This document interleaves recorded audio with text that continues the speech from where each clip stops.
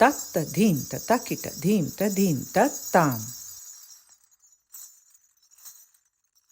Many of us think that ferocity, which is called Ugra, is something that is like anger. And we even think that this is not a good thing in spirituality, where we're supposed to be calm and still and peaceful. But ferocity or Ugra is actually the fuel of spiritual practice, because spiritual practices really want us to inquire into what we don't already know, and sometimes into things that are never knowable by the mind. And this requires an amount of ferocity in order to be present and not to just go away with the mind when it's going off on simplistic or escapist sort of stories. So I'm going to share with you a simple practice of Ugra, because Ugra is really something of the body and it's not of the mind. It's not a strength of the mind, but it is something that emerges from the body, and it is not a strength that you build by exercise or technique. We all have this strength. It's inherent in us as it's inherent in the earth.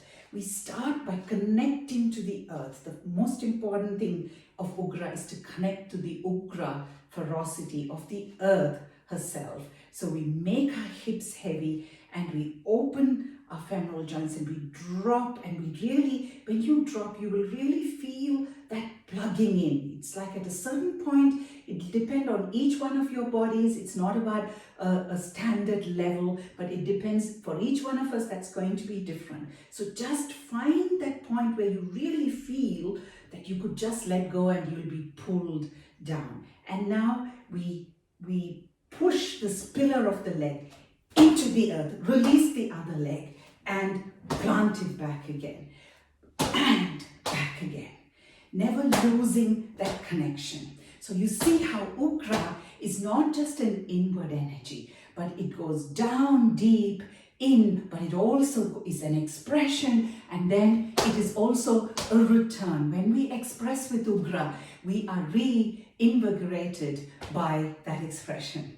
So I hope you enjoy this little Ugra practice, and I hope it brings you passion and presence in your spiritual practice.